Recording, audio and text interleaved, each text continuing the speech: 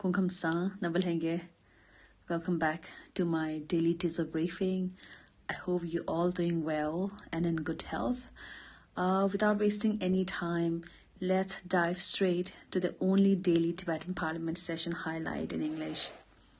Chaired by Honorable Speaker Kimbosnam Tepela, the 8th day of the 17th Tibetan Parliament in Exile's 9th session, that's a budget session, convened at 9:30 a.m. as scheduled, with the continued discussion on the recurring budget of the Department of Finance for the fiscal year of 2025 to 2026. The session then proceeded with the detailed deliberation and unanimous sanction of recurring budget, that's the special recurring budget, and the supplementary budget, of the Department of Finance for the fiscal year of 2025 to 2026. The deliberation by about 17 members of the House on the Department of Finance consisted of several parliamentarians expressing their concerns on the discontinuation of the fund from US aid and hence requested Kasha to pursue requests to the new US administration and approach other funders around the world as well, whilst the House has sanctioned many budget from fixed monetary asset, Tenja Mangu of CTA. There were more queries on the accumulated CTA finances and assets and the CTA's set-aside fund. Many also requested Sikum Pembasinla, the incumbent Kalu of the Department of Finance, to bring about projects to enhance the self-sufficiency of CTA and the community at large. Suggestions on investing in corpus fund, Mikarke Mangu or Rangda Mangu, dedicated for long-term sustainability of CTA. Some members yesterday also offered suggestions on initiating emergency fund accounts or a sovereign wealth fund for the Tibetans around the world, particularly those abroad and Tibetan business entrepreneurs, to invest and contribute for the sustainability of the exiled government, and for CTA to utilize it to invest in various entities for investment returns. To that, Sikum Pemasirla, the incumbent Kalu of the Department of Finance, provided his answers and stressed that any Tibetan who wishes to donate or contribute could always do so through the Green Book additional contribution.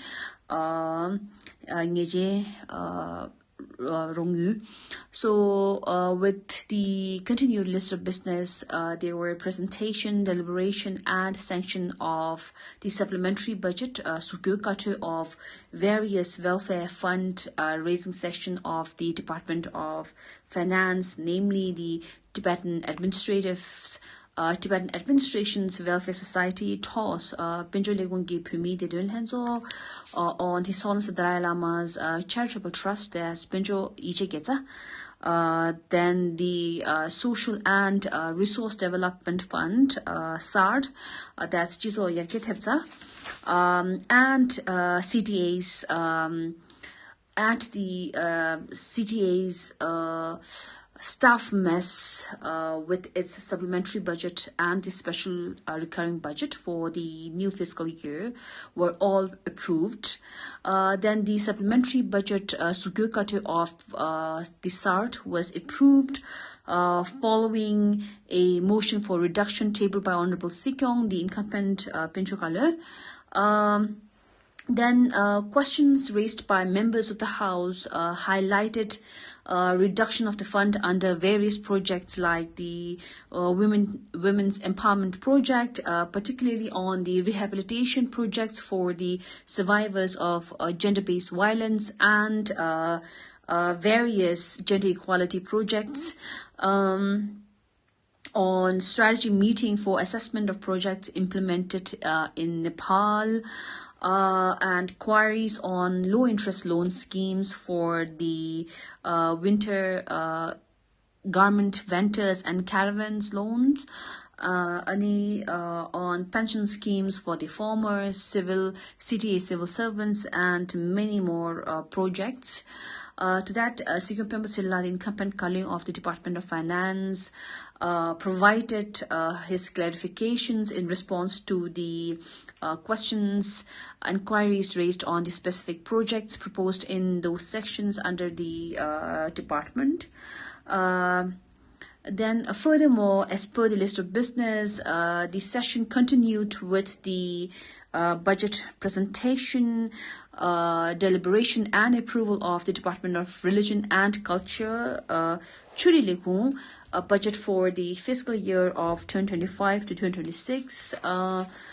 The motion for a reduction was tabled on both the special recurring budget and the supplementary budget of the Department of Religion and Culture for the new fiscal year, while a motion for an increment was tabled for the budget of the Tibetan Institute of Performing Arts under the department, which we almost skipped until a gentle reminder by Geshimana Tajila.